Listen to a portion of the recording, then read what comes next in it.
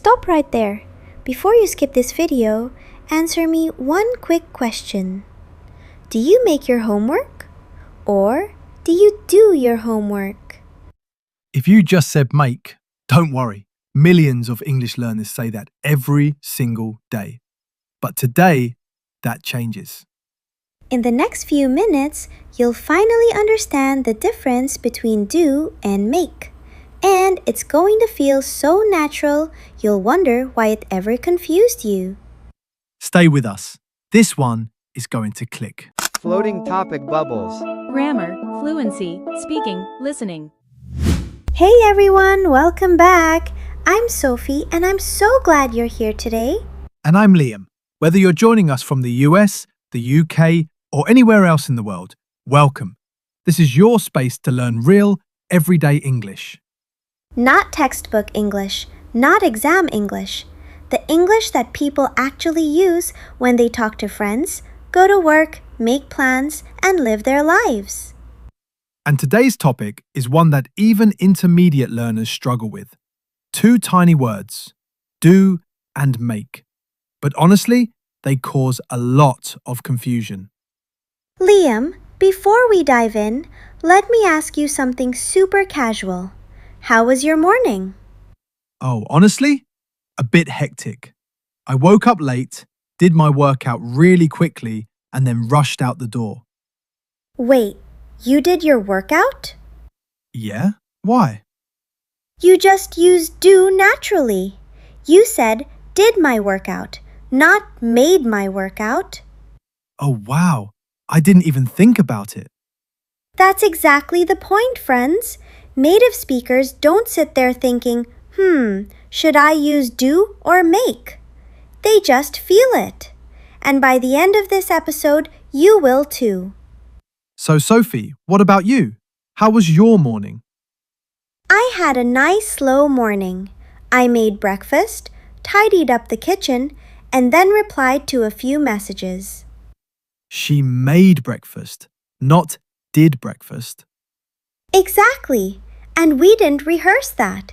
It just came out naturally. That's what we want for you. Okay, let's break this down. Starting with do. Simple rule. We use do for activities, tasks, work, and routines. Things you perform or carry out, not things you create. Think about it this way. I do my homework. I do my job. I do the dishes. I do exercise. These are all activities, regular, everyday tasks. You're not building or producing anything. You're just doing it. Right. So, Sophie, what's your morning routine? Honestly, very simple. I wake up, do a bit of stretching, do some deep breathing, and then I make coffee. That gets me going. Perfect. Did everyone catch that? She does stretching. She does breathing. But she makes coffee. We'll come back to make in a second. Here are some really common do phrases you'll hear every day. Do the laundry, do the cleaning, do the dishes, do your best, do your homework, do research, do overtime, do business. And some casual ones. Do nothing. Do something fun. Do me a favor. Liam, do you enjoy doing the cleaning? Honestly, no, I do not enjoy it at all. But I still do the cleaning every single weekend. Same. We content it, but we do it. That's life. The key thing to remember, if it's a task, a routine, or an action you carry out, it's probably do.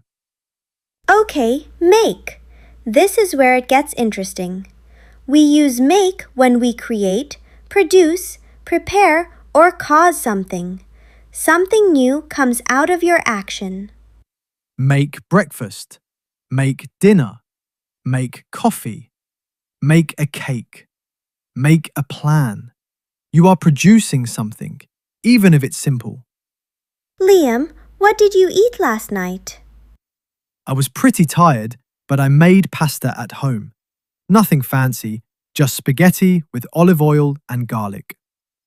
You made pasta. You created it. That's make. And here's something really important. Make is also used for feelings and emotions. Oh, yes, this trips up so many learners. Listen capable. You make me happy. That food made me cry. Her kindness made me smile. You are creating a feeling inside someone else. Learners sometimes say, "You do me happy," but that sounds very unnatural. We always say, "You make me happy." If something produces a feeling or an emotional result, use make. Sophie, coffee or tea? Coffee. Always coffee. So you make coffee every morning. Every single morning. You make coffee. You don't do coffee because you're creating something. Here are some super common make phrases. Make a decision. Make a plan. Make a mistake. Make a presentation. Make a suggestion. Make progress. Make money. Make friends. Make time. Notice, even make a mistake uses make. Even though a mistake isn't a physical thing you build, English just works that way. Some expressions are fixed. Don't fight it, just feel it and practice it. Let's move into the workplace, because this is where a lot of learners get confused. Liam, what do you usually do at work? Oh, a lot. I do my tasks every morning. I do paperwork. I do research for projects. And sometimes I do overtime when a deadline is close. All of those are tasks or activities you carry out. So we use do. But then there's make at work. And this is about results. I make a plan before I start. I make decisions. I make presentations for clients. I make reports at the end of the month. You're producing something, creating something. That's the key difference. I once had a student who said, I made my job very well today. And I understood, but it sounded unnatural. The natural version? I did my job very well today. Your job is a task. You do it. Sophie, did you finish the big project last week? Yes, I did the research first. That took a few days. Then I made the presentation. And then I made a report to go with it. Perfect. Research is a task. Do. Presentation is something you create. Make. Report is something you produce. Make. Here's a really simple trick. Ask yourself, can I replace this word with create? If yes, use make. Can I replace it with perform? If yes, use do. That is such a good tip. I made a plan. Can I say I created a plan? Yes, so make is right. I did my homework. Can I say I performed my homework? Kind of, yes, so do is right. Let's talk about social life now. Friendships, plans, emotions. This is where English really comes alive. Do you do sports with your friends on weekends? I try to, and we always make plans ahead of time so everyone can show up. See that? You do sports. It's an activity. You make plans. You create them. English is not just grammar, it's feeling. And nowhere is that clearer than with emotions. That song made me feel nostalgic. His words made me feel confident. Your support makes me feel strong. Feelings always make. Liam, what do you do when you're feeling stressed after a long day? Honestly, I do nothing for about 10 minutes. I just sit quietly. And then I make a cup of tea and watch something easy on TV. I love that. He does nothing. That's an activity or lack of one. But people makes tea. He creates it. And here's a natural one. I made time for this today. You hear that a lot in everyday American and British English. Because you're creating space in your schedule. You're producing something. Time. So it's make. Not I did time for this.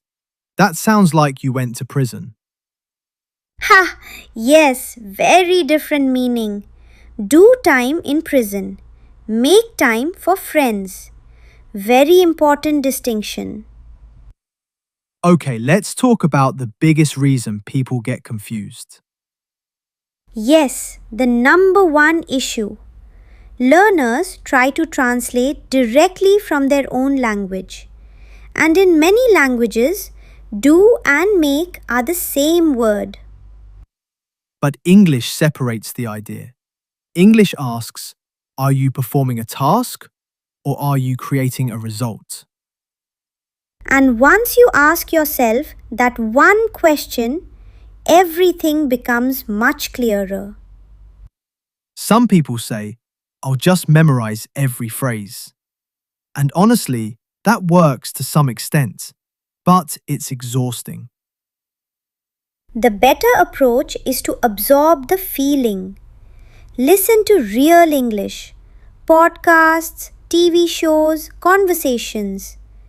Notice how people use do and make naturally. Exactly. Your brain will start to recognize patterns without you even trying. That's how language really works. Liam, can I be honest about something? Of course.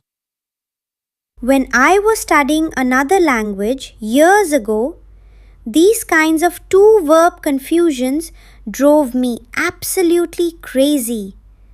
I kept thinking, why can't there just be one word? I think every language learner feels that at some point. So if you feel frustrated right now, that's actually a really good sign. It means your brain is working hard. It means learning is happening. Let's imagine a real moment. A tough day at work. Liam, you look exhausted today. What happened? Honestly, it was a rough one.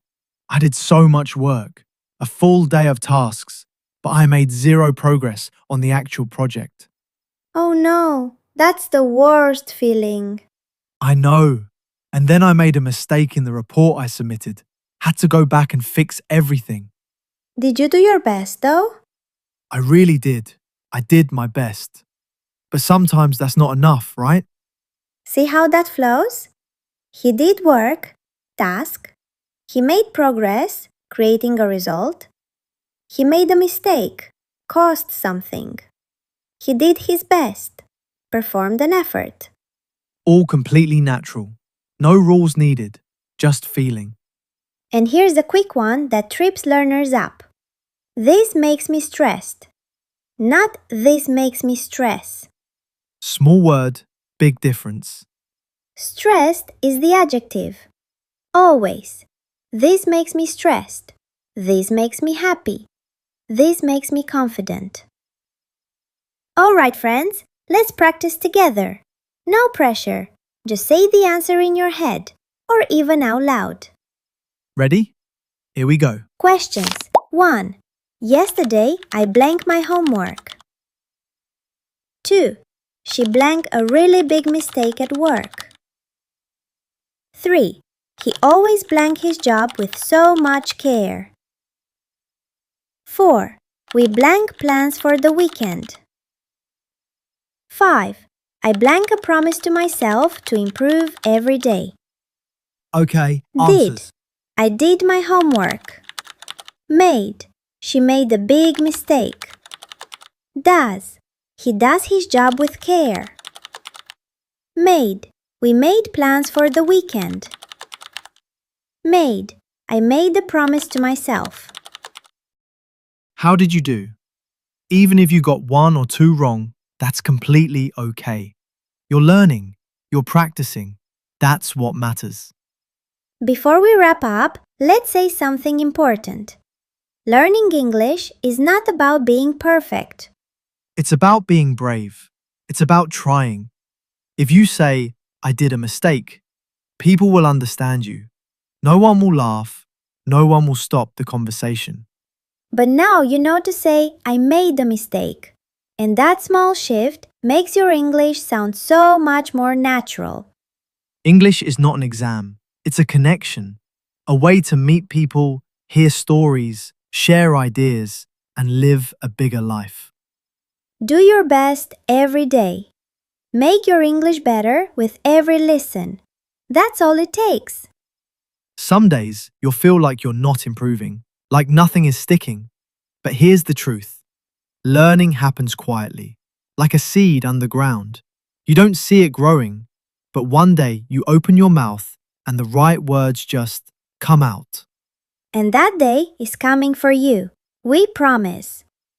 Friends, if this episode helped you, even just a little, please like this video, subscribe to the channel, and share it with someone who's learning English.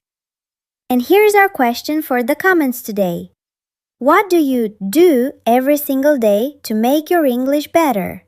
And what's one promise you want to make to yourself about your English journey? Write your answer below. We genuinely read every comment, every single one. Keep listening, keep practicing, keep making progress. And remember, you're doing amazing. We'll see you in the next one. Bye, everyone! See you soon!